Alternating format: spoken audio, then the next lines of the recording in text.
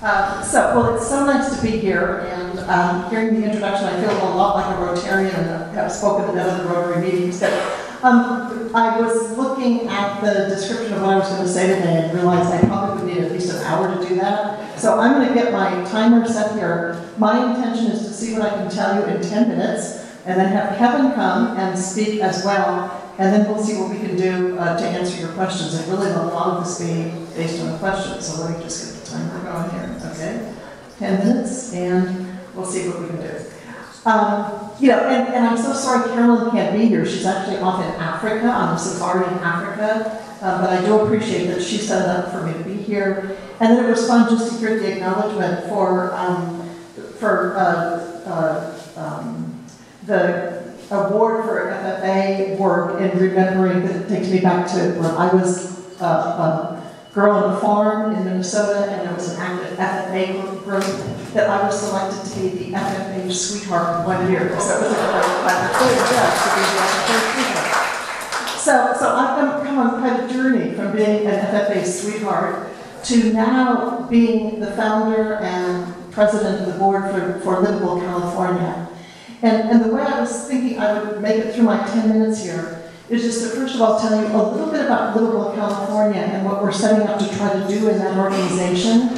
And then to tell you just a little bit about something called the CASA Compact, CASA meaning housing, the Housing Compact, and what that's meant in terms of state legislation, and then talk about some of these bills. So I probably have to practice my speaking, which I won't do that right now. But so, Livable, California, in the introduction you talked about some of the other community activist things that I've done that had been creating Citizen Marin, which was looking at those issues that had come up during Plan Bay Area. Like, how many of you were familiar with Plan Bay Area? Anybody? Okay, so Plan Bay Area was an effort to have communities start building planned development areas or transportation-oriented development. And for many of us in my circle in Marin, and as it turned out through the Bay Area, there was already some dissatisfaction with having state mandates or regional mandates to tell us how we should be developing, how we identify the needs for housing, and then how we develop them. So at the end of Citizen Marin, I had heard that Senator Scott Wiener, the senator from San Francisco, was going to be speaking in San Francisco in February of 2018, talking about a bill that he introduced last year that was about this idea of building high-density housing near transportation. And so I called a few of my colleagues and said, do you feel like your community is getting clobbered in the same way that many of us in Marin felt like there were projects coming forward? And that led to a group of 18 of us meeting in a little grill in San Francisco. And so this group of people, and expanded to many more, there's probably been 300 of us or so, who have met twice a month since February of 2018. And what we're looking to do is to see how we can build a tighter connection between neighborhood and community groups and elected officials and what's happening in Sacramento. It feels like there's a huge gap between what's being done for us or to us at the Sacramento level and the fact that people at the local level often don't know it until they see story polls going up or hear about really high-density projects. So that's what we've been doing at Livable, California, with a mission to network elected and community leaders, educate and advocate.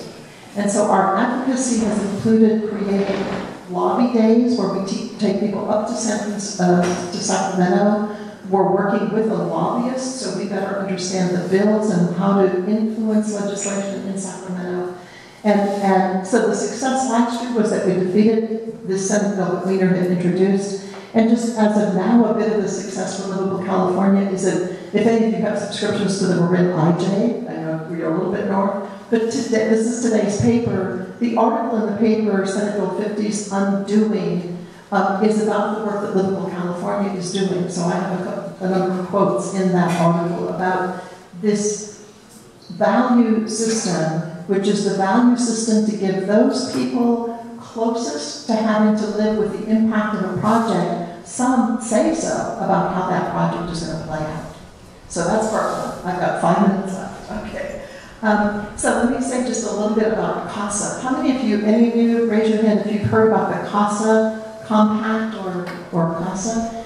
Okay, a few of you. So let me just give an overview of it. You know, CASA meaning housing.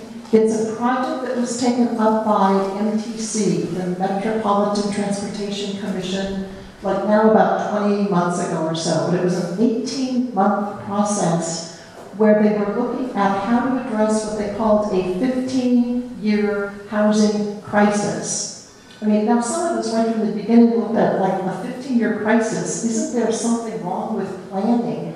If there's not some mechanism whereby you're solving the problem before you're predicting, it's a 15-year crisis, which has led many of us to view what came out of the CASA Compact as what we consider a developer giveaway, giving great provisions and advantages to developers to be naming what communities ought to be doing.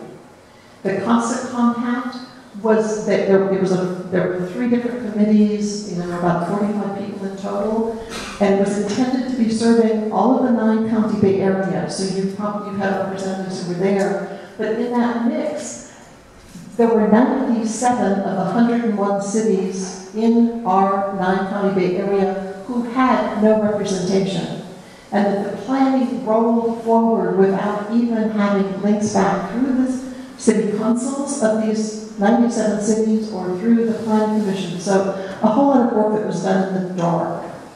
But what it resulted in is a project that's built around 3 Ps. Protection, preservation, and production as 3 ways of developing housing. There are 36 bills that have come out of that are all being considered in the legislation this year. And just to focus on one of the bills and immediately, and then I'll say a little bit about the other one. Senate Bill 50, the one that was just shelved last Thursday, was another one of the bills that would mean that your planning commission or your community council or your city council would not have final say-so about what the projects were that were going to be built in Petaluma or Colorado or Mill Valley or Palo Alto or Orinda. All of those would be dictated by the state legislation in a heavy-handed way that is relying more on sticks rather than carrots. And the core of the issue is that cities are being blamed for the housing crisis. And because cities are being blamed, the legislators are thinking they have to remove some of the authority that cities have that grows out of your general plans or your housing elements or your design review committees. In Livable, California, we're taking a different point of view. And I put up 2 posters here to illustrate a different point of view. One of these posters is Google and the other is either Facebook or Amazon. We've got photos of both of those. That what we're saying is that the cities are not to blame and should not be punished by having authority to make decisions about your community and give that to developers. But part of the housing problem that we have is based on the incredible success of those companies down in Silicon Valley. So what you see in these posters is what the footprint would look like if Google or Amazon were were providing just enough housing for the jobs that they've created. And in fact, the reason we are facing a problem is how there has been such an influx of people coming in for jobs, especially in Silicon Valley. Now that might work for Silicon Valley, but the idea is that one of the bills that's coming up, 1487, Assembly Bill introduced by David Chu in San Francisco, would mean that it shouldn't just be those cities that have invited commercial development, but everybody should have to do what they call their fair share.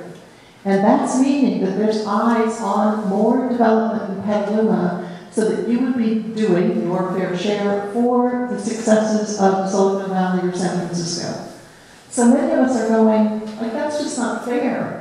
We still want to have our elected city councils making that kind of decision, not bureaucrats in this new organization called the Regional Housing Alliance that would be created as a part of this one bill, Senate Bill 1487, that would have the authority to raise $1.5 billion a year in new taxes and fees that would come to all of us because we're a part of the 9-county Bay Area. I mean, it would be put up for a vote for a 9-county vote, but if you look where the populations are, you know, again, there's a good chance that with the power of Silicon Valley driving some of this, that they would pass.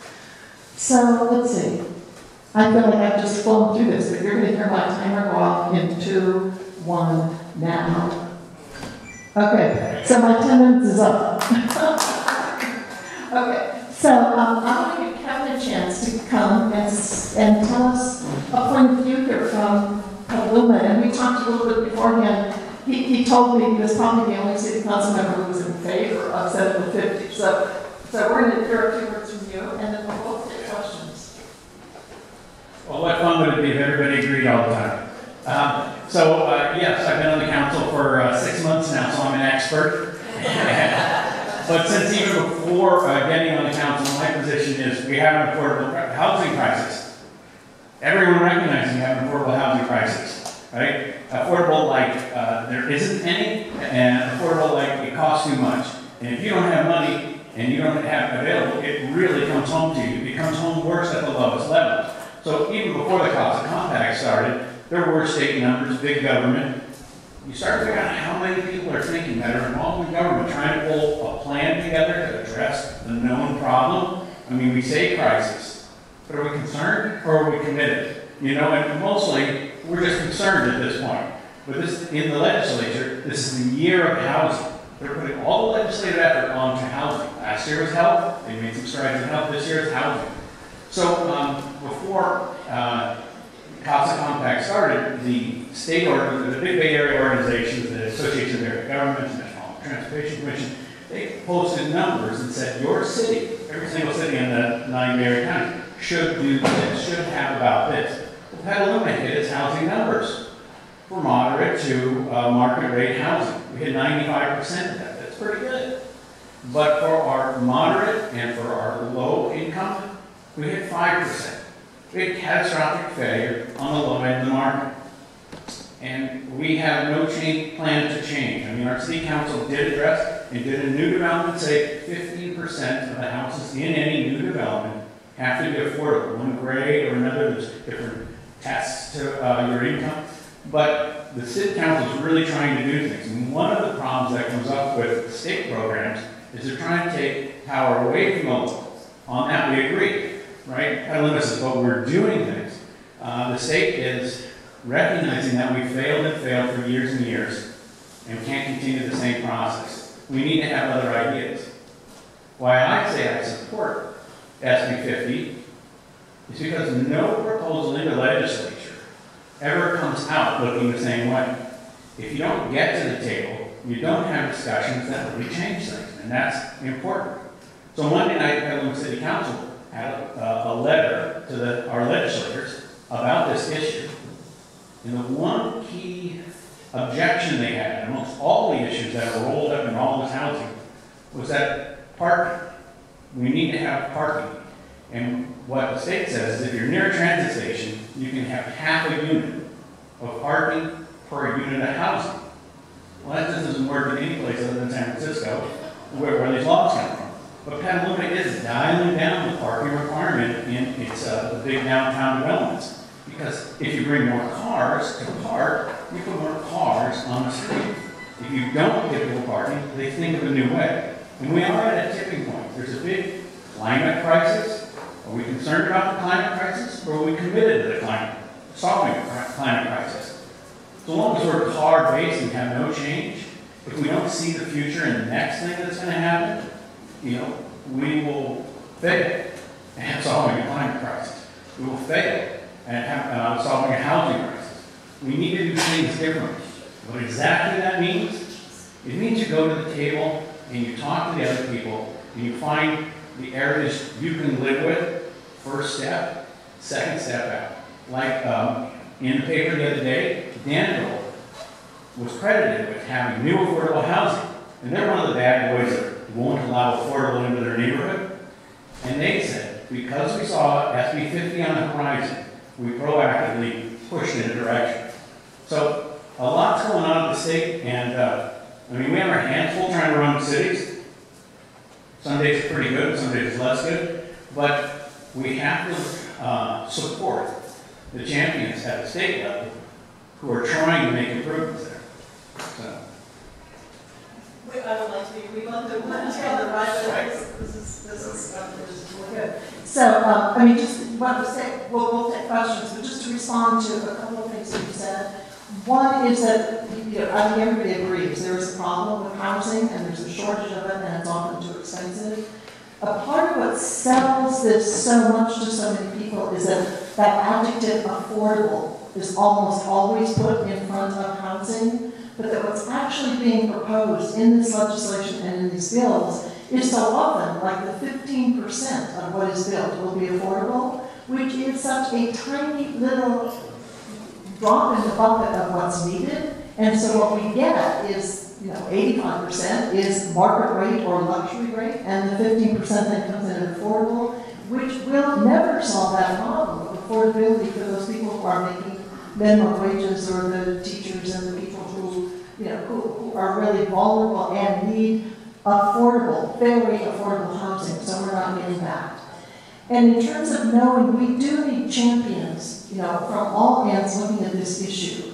It seems to many of us in Livable, California, this is, again, elected officials who have been working really hard to get solutions to this, that we need to be looking at what are the causes of the problem. So one big cause of the problem is the fact that redevelopment agencies were dissolved a couple of years ago. So it means there's been a real loss of funding for that. We have these huge disparities in terms of income and availability. I was at a town hall meeting in San Carlos last night where they were talking about these 20-year-old or so tech millionaires coming in saying, what can you find me in San Carlos for $10 million? And the way in which that much money going unevenly and without fair taxation being an additional part of the causes, and there's more. But let's open it up for questions from the audience. And yes. It seems like every year that we hear about the cost of for contractors, their upfront fees that they have to pay in order to start housing.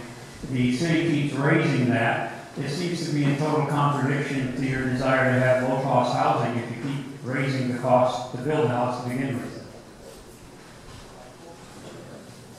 So one of the things that came from the cops of compact was to try and address things like that, and they said, let's force cities to reduce their fees. But you can imagine how that went over with cities. And then they said, let's force them to streamline their process, because that's another big time is money is increased costs on housing. Well, if you're the one whose issue got streamlined and have a project at the end that's missed out reviewing something, you're not fond of that. So some of the state challenges are heavy-handed, but all the cities look at themselves and look in the mirror and say, you know, you're right. 2 years to review a project is probably too long. The state jumped up and said, well, maybe CEQA, the California Environmental Quality Law, is too broad, and certain things shouldn't be included in. It's not just about saving that endangered species. It's about every kind of quality you can imagine. Maybe we should weigh that. Well, you can imagine how that goes over in Petaluma. So the whole palette of state solutions now is the sides recognizing what the problems are, and now having to figure out, are we going to get on any of these issues or not? But regarding the cost of the fees, the impact fees, things like that, right now we're talking about our nonprofit affordable housing, and it's affordable with a capital A. We're going to have to start distinguishing between affordable capital A, which means tested, and affordable, which means is it in your price range, lowercase a.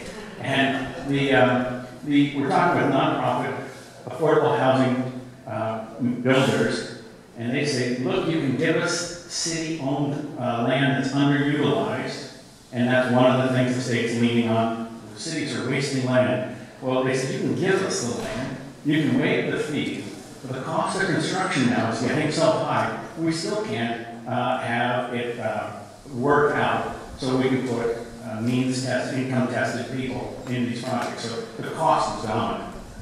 to add to that, to say the other thing was for cities and keeping fees high for somebody is that there's still a need for water and roads and parks and libraries and all the affiliated costs of having more building come into the city and more people living in the city. We're on second roll here. Petaluma was lucky to have a group called Know Before You Grow. Yeah, it's a commercial. I co-founded it. But last night they talked about infill. Infill is a big buzzword in construction rather than sprawl. And tonight there's also a review of the Haystack Landing project, which is at the train station. If you're more interested, say something. Hope he's got a question. Yes. Go ahead. It's a question for Susan more than anything. Really nice talk, both of you. Susan, I get that the big tech giants are really a problem in the South Bay. Has Livable California ever gone to them, approached them, and explained the issue very candidly and tried to see funding from them? Well, part of what's great is that we do have a lot of colleagues down in Silicon Valley, and so there have been some conversations like that have been going on. You know, including colleagues who are there in Cupertino, where the Apple complex is. So those discussions are in progress, I'm really happy to say. I mean, just to throw another statistic, we've done some research, I think it was in 2017 or 2018. Total annual revenue for the cities was $77.5 billion, all the cities in California. But the total annual revenue for Facebook alone was $136 billion. So there is this huge gap between the amount of money that cities are having to make our cities function for us and the huge amount of money that is going into just one company. So a colleague is looking at what all of those numbers would be just to look at what the Facebook, Googles, Amazons are making and to look at legislation that will do something to address that, not putting more burdens on the cities to have to streamline and reduce these rates. And California has a $22 billion surplus right now, so thinking that that too should be a part of where money would come from to address this problem. There is a thing called a housing land trust, and some counties are very fortunate to have a very good housing land trust. Silicon Valley Housing Land Trust has a very wealthy land trust, and that they are now distributing money that other counties at a grant rate of Silicon Valley contributes $4 every $1 over the grades. So we're getting a redistribution. We just have to figure out how to get it turned into housing. First of all, there's been many letters to the editors and such that we don't have a housing project on a housing crisis, we have a population crisis. I happen to buy into that one. Not everybody can live in the same place, not everybody has the same affordability as we see. Not everybody can live in Beverly Hills, not everybody can live in San Francisco, not everybody can live in Petaluma. So, one of the things that's overlooked while we're trying to push all these housing on communities is we just came out of a drought for several years, luckily it rained. We just had floods. We have loss of agricultural land. When you go down Highway 5 and you see what's going on in Merced, our prime agriculture is being plowed under for houses. So it's kind of like the old lifeboat. If a lifeboat can only hold 10 people, but you're trying to put 12, it's going to sink and everybody sinks with it. The housing thing also has to address size of houses. I actually like the SB50 by putting small, dense projects by your transportation hubs. That's a good idea, but still, where are all those houses going to go on the weekend? How many people here have tried going on the freeways on the weekends? Go across town in Petaluma, any time of the day. So, we're trying to push too much into one area. Petaluma fought this issue in the 1970s and won a constitutional battle that says you can determine the size of your community and how it can grow. So I think we really need to revisit that. Thank you. Just one thing related to how about the growth is that a couple of years ago, maybe 5 or 6 years ago, they being legislators and people in the housing department, changed how they're looking at housing growth and changed it from being population-based and actually following population trends, and instead now base it on anticipated jobs growth. So in terms of looking into how this gets interwoven with what Silicon Valley's interests are, with more jobs and more growth, it's not really a fair basis for looking at what the true population growth might be, or the true growth would be if we were just looking at population trends, not job projections. So, over the last 10 years, in Sonoma County, we've had 12 jobs for every 1 unit of housing. So we have a challenge to make that equation work out. One way it works out is if you have transportation. If everybody drives from the Central Valley, we don't have to build housing. That's one solution. We've added jobs.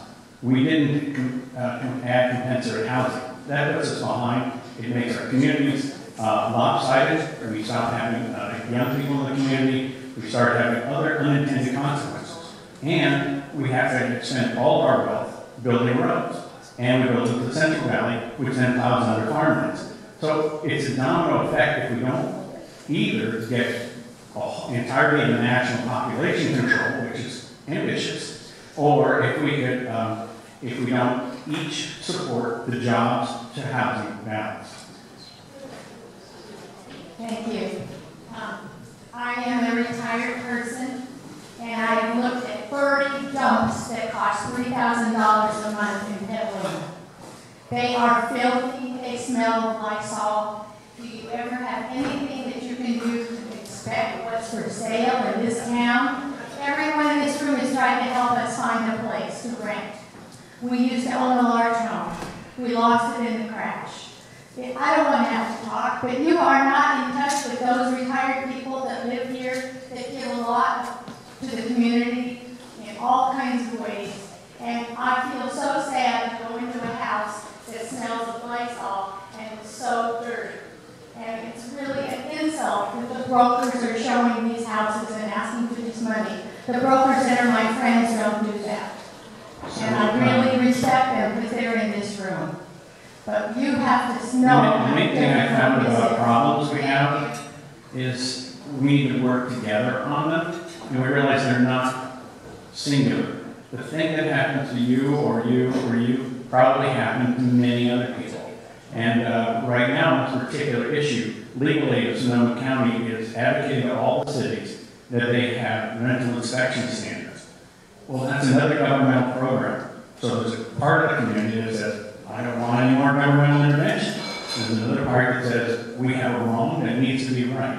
What is our government about? What is our role? And so you'll see that play out in politics in front of councils and find out about that. Also, the Casa Compact that we're talking about had protect, preserve, and produce and build new. But they invited people from all sectors of the community.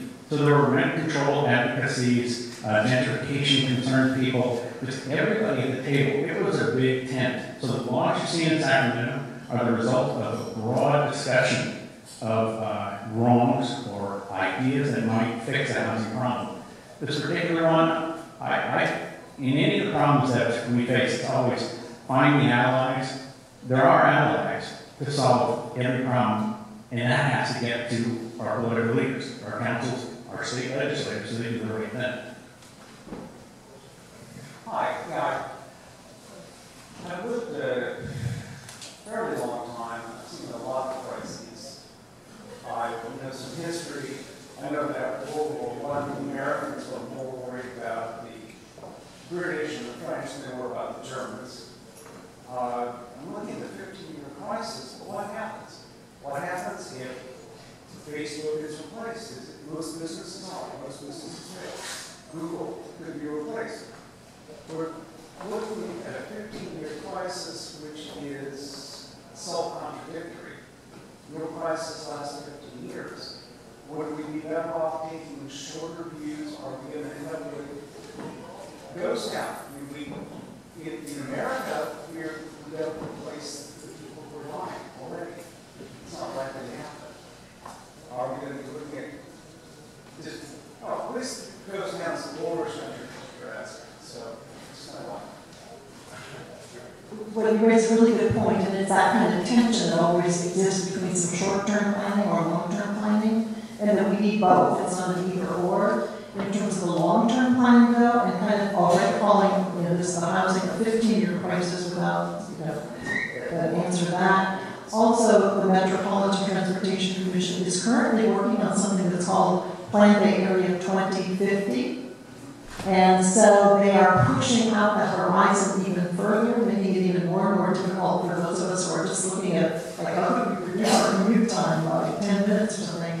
There's a kind of disconnect that's happening, I think, between people who have to live with the results of the problems that are staring them right in the face in terms of looking at resolution for high rents that are not affordable, and long-term planning and doing some better systematic problem solving that is inclusionary and gets the right people at the table to be able to really come up with plans. So there's an awful lot of energy gets put into this, and not all of it gets communicated very well. And so there's a lot of brain power studies and debate that goes on. Everything you see happening in Petaluma now was in the general plan of Petaluma 10 years ago. That's when that was finalized. And so what we're seeing is a plan the community came together on and agreed on. It's before any of our current tsunami of state ideas, right? So already we're seeing a certain plan. The NTC, the Metropolitan Transportation Commission, put together a plan for the future based on environmental and climate concerns. They see that people live and work too far apart and the cost on that. There are forums here in town. These groups have a North Bay meeting, and you can connect up with that, where they get public input. And they get 100, 200 people to these meetings. The question is, how does any government, city council, state legislature, in a meaningful way, communicate, listen with the local citizens? That's the big challenge. Engagement. Well, I think that's about it, Kevin. Thank you. On behalf of the city, you worked very hard. The salaries are great. The application, everybody loves you, I'm sure. Thank you for having me here today. Susan, thank you very much. Very great presentation. Thank you for your passion on this, and come back again soon. Okay, we've reached the end of the meeting. That was great. Thank you all for coming here. Remember, next week we can have about life as a farmer and more on the ad. The week after that, remember, we're going to be having a dark week. We're going to be over at traffic. So until then, have a great week. Thank you all for being here, and take care.